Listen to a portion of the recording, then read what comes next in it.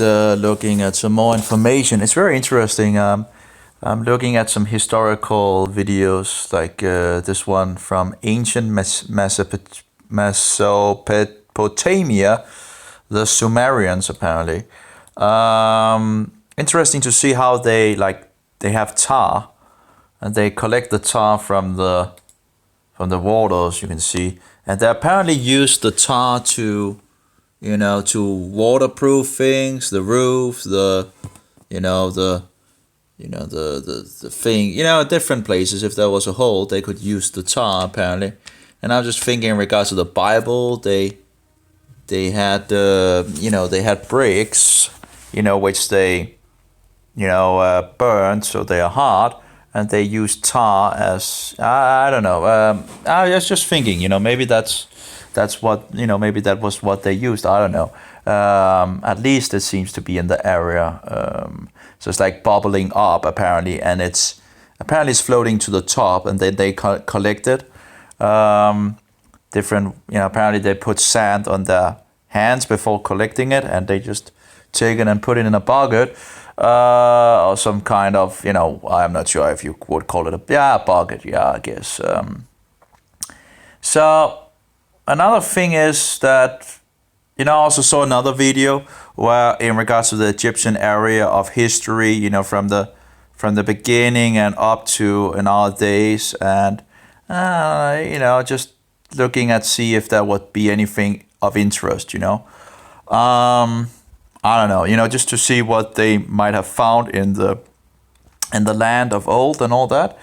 I did also see, but what mostly interested me was in the beginning.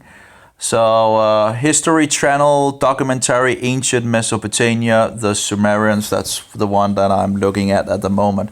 Now they actually go into this. This is one of the things, right? You can't win the argument apparently. Well, I think you can, of course, because you could just stand on the Bible. But overall, people will say, there's no evidence for the flood in regards of course, that's not true. But in regards of writings and all that, from other places, in regards of looking very like the story of the flood. I can't remember how many flood stories there is worldwide, but it's a huge amount. So I think it might be up in 100 or something. I'm not entirely, I can't remember, but it's a huge amount. There's a lot of flood stories all around the world. Now there's some variations here and there, but there's also familiar things in regards to these stories. And then people say, well, there's no other proof for worldwide flood and all that. But of course, it's just all over the world in regards to the earth, You have all the fossils in the dirt, Do you think they just came around, No, they were digged under by a lot of dirt, to make a fossil. And what does a worldwide flood do? Well, Anyway, I think that's, more than reasonable enough evidence for that, scientifically proven, observable evidence, But of course, the paganists don't want to go along with that. I'm thinking about those that believes in millions and billions of years, which is a pagan, belief. It's a satanic pagan belief, and there's no truth in it. But anyway, that's what the world are promoting mostly, right? Anyway. So I'm seeing this video, and lo and behold, they mentioned one of these stories in regards of the flood. Let's see if we can maybe start it up here. And I'll try to listen to this, see if we can. By the way, that's the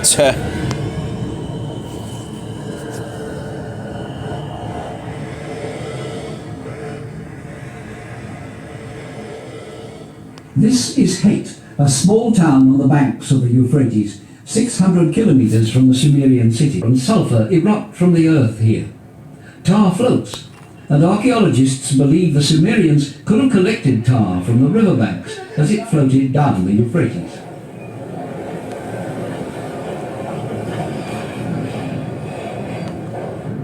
The people of Hate still collect tar by methods that haven't changed for thousands of years. Before taking the tar out of the water, you have to coat your hands in sand.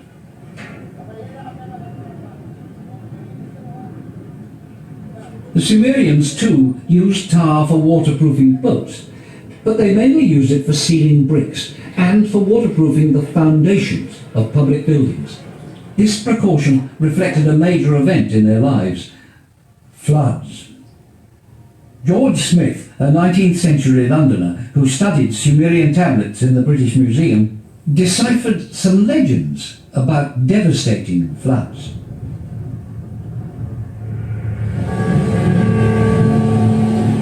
The wickedness of men so displeased Enlil, the supreme god, that he decided to swallow man up in a huge flood. Enki, protector of men, pleaded with him, but in vain.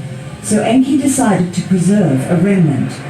He asked Zusudra to build an ark and to take animals in pairs on board with him. After 6 days and nights of storm, the world was submerged. On the 7th day, the storm abated. Zusudra released a dove that, finding no resting place, returned to him. On the 8th day, he released a raven that never returned. Mankind was saved.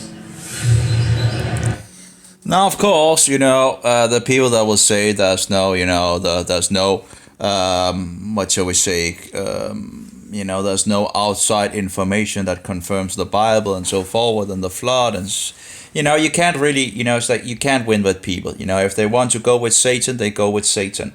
So that's one of the groups to say, that's not really any evidence and this and that and all that. But we have flood stories all over the world.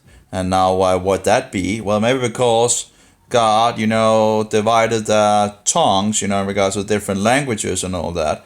And these traditions might have gone through with a lot of these people, having variations of, but still having some of the same thing. Now, this story, for example, if I remember correctly, it was first a raven that he put out, Noah, and then he put a dove. Here it's the opposite. He starts out with the dove and then the raven. So, but still the two same animals, it's just upside down. Of course, Satan have a way of turning things upside down, but it might just be a mistake in regards of remembering, going down through history and all that. Another thing is that he builds an ark, animals pair to pair, into the ark to save these animals. Now, the time of, 7 days or something like that, of course, is wrong. But overall, we see a lot of the same characteristics in this thing. So there are different names and so forward, but you have different names in like all over the, different languages and all that, right? So different names and so forward, but you still have a lot of the same characteristics. Maybe all these stories are out there because there actually was a worldwide flood, That might be, but it's just a legend, it's just a myth and all that. Well, maybe those stories are actually out there because there was a worldwide flood. Of course, a lot of these deniers and all that was,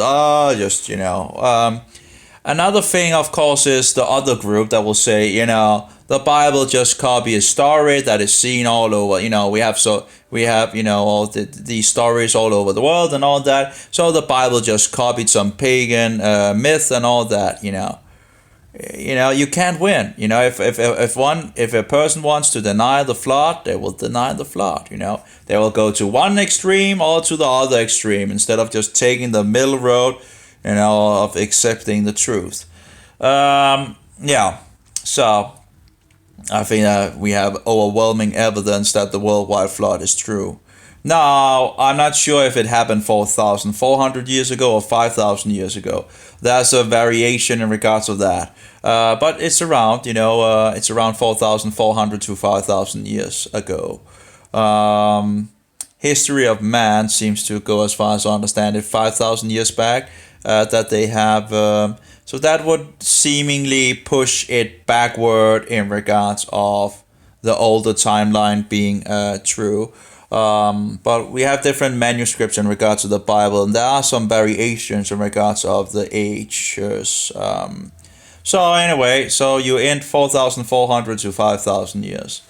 Yeah, so that's pretty much it. That's the best that I can do. I don't really know which one it is. But it's around 4,400 to 5,000 years that the worldwide flood hit the world, and then this all started over. I think it was 4,400 years. I think it was the calculation. It's some time since I did the research and did the calculations. But this is the thing: you can't win with these people because they will take it to one extreme or another extreme, just to do whatever they can for denying the Bible. But this was one story out of, as I understand it, many stories. I don't know if someone has collected them all on a webpage or whatever, but it would be nice to see all these stories out there, all these so-called myths, collected on one page so people could see. I saw one of these deniers, and you can also learn from deniers and all that. And he found out, well, it's just all, it's not true and this and that. And he's talking about, well, there's so many different other sun gods and so forth. It's actually just proving a lot of the information that, that you have, regards of the sunbirth and all that, at the winter solstice and all that. But that's another thing that they will try to get out of the connection of paganism in regards to Christ. Yeah. Anyway, but he was talking about, he saw all these parallels in history, and he had concluded that it was not true. Because there was a lot of other messiahs, and they, executed and blah, blah, blah, blah, blah. Yeah, but the thing is, there is, I guess I'm using up my space here. But the thing is, he had to come around 29.5 AD, and all the rest of those, stories out there, if it wasn't in regards of 29.5 AD or very close to that point, well, then it's not the Messiah, it doesn't matter, it doesn't matter if there's parallels or whatever, this and that, it doesn't matter because he had to come at a specific time, and if he didn't come at that specific time, This is not the true version, it's not the true one. Anyway, I don't know, whatever. People believe a lot of bullshit in this world.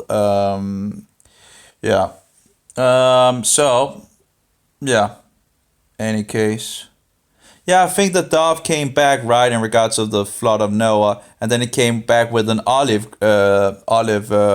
thing, and I think he let it go again, and then it never came back. So I think it was something like that. I can't remember. I think the raven was the first one, and that came back. I'm not entirely sure. I have to check that in the Bible at some point. I can't remember everything. There's a lot of things to remember.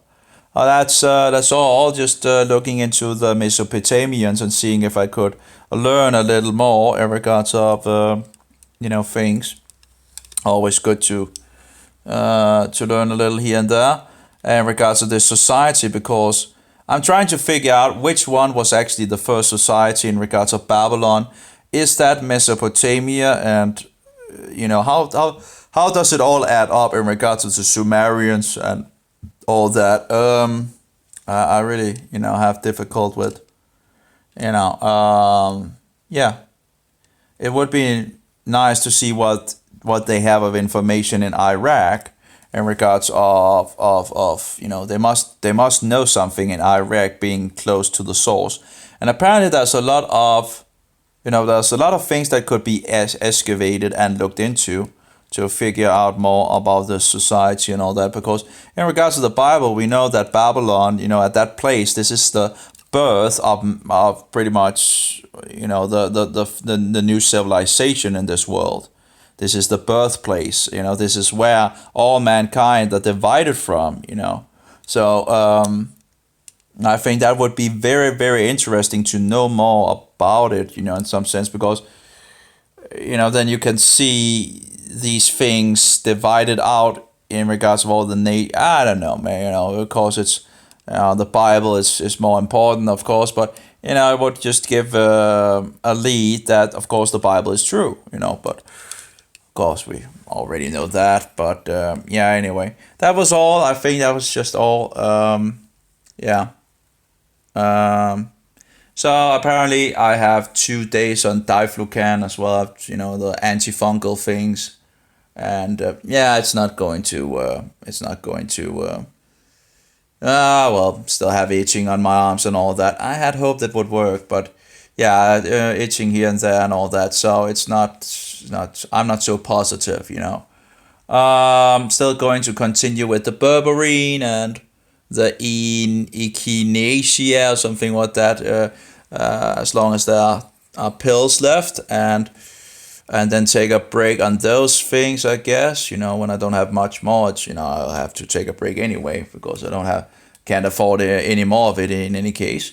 Yeah, so, and I've stopped fixing fat at the moment and not drinking any resveratrol, so seems my gut is working again, which is pretty nice, so I can get some water without actually it just going through me. That's pretty nice. So it's either the resveratrol or the fat that makes my gut pretty much go into diarrhea, which is kind of annoying, when you're going to the throne, so often here and there, and just it's just kind of annoying. So it's either the fat or the resveratrol that does it, or maybe both, So yeah, just go back to the foundation, right, in regards of meat, and only meat, and so that's stopped now. So I'm taking the other things, and that hasn't made me go into diarrhea. So again, the resveratrol or the fat, the butter, even the body. I had the other things that wasn't butter that seemed to, but apparently the butter seems to be making me issues as well. Apparently, it seems anyway. So yeah, so anyway, that's sugar in the butter anyway. So that's bad, Bad, sugar bad, sugar very bad. Anyway, I guess that's all for me, and I'll go look more into these tribes, and yeah. Anyway, have a good one. May Jehovah bless you and be with you, and may Yeshua be that most precious pearl, and don't let go of him when you find him. Yeshayahu 53 or Isaiah 53. And of course the Daniel in regards of the 70 weeks, being cut off, which is around 29.5 AD if you calculate it. So who came and was cut off in regards to 29.5 AD? Well, I think there's only one. That would be Yeshua. Then of course we have the sources from the Jews of the Talmuds, both the Jerusalem Talmud and the Babylonian Talmud, witnessing that 40 years before the temple was destroyed, weird things was going on. By the way, we have the number 40 again, by the way. But weird things was going on in the temple. I think Josephus also write about some other thing. But anyway, at least that's two sources in regards to the Talmuds. They're saying, weird things were going on in the temple. I wonder what happened 40 years before the temple was destroyed. Oh, that's very close to the date of 30 AD, isn't it? Well, I wonder what could have happened. Anyone know what could have happened in 30 AD? Around that time? Anyone know that someone was maybe executed for the sins of the world? By his own people? Anyway, any case, it's really, I talked to a Jew and about these things. You know what he did? He just deleted everything. Now, I wrote on his, Facebook chapter thing and all that, and thereby you give the power to the author that made the topic. And you know what he did? He just deleted it all. And this is not the first time, and it's not the last time, that's the devil don't like the truth out there. So he couldn't really You know, the Jew couldn't really go against what I said, and so what do? Well, you just delete it, right? So using all the time writing him in regards to these things and correcting things and all that, and then he just deletes it. And again, it happens again and again and again and again, you know. I've never been so censored since I became a Christian. It's incredible how you see the devil work in people to censor things and delete things. It's incredible. It's it's just amazing how. And I guess, there could be much worse things, happening, but yeah. It's just, you begin to get an idea and experience of what has happened in history in regards to the devil censoring material and how he could do it. Because I see it happening to me. One time after another, I'm getting censored. One time after another, after another, after another. So if you don't want to give the power to the person writing. So on Facebook, you need to write below and not on the message. You're not. You don't. If you write directly to the message, then the person can just delete his message and all the messages that you write is deleted. Now, if the person has made the topic, he can delete the topic and thereby all the tree and all its branches are deleted. So you have to be aware of that. I think it's very sad. It's very, demonic in some sense. It seems kind of unfair, but that's how it is. You can sit there and use a lot of time helping people to, and then they just delete it all. Anyway. So I feel like you're using a lot of effort. It's just going, it's just trashed, Yeah. I guess the devils are not playing fair in this world, and of course, I wouldn't be a surprise, right? Satan being the crafty deceiver and liar, and anyway, shouldn't expect him to play fair. Anyway, have a good one, and may the Spirit, the Spirit of Jehovah, the Holy Spirit, the Spirit of truth be in us all. Amen. The Helper, the Comforter. So bye bye, all of you.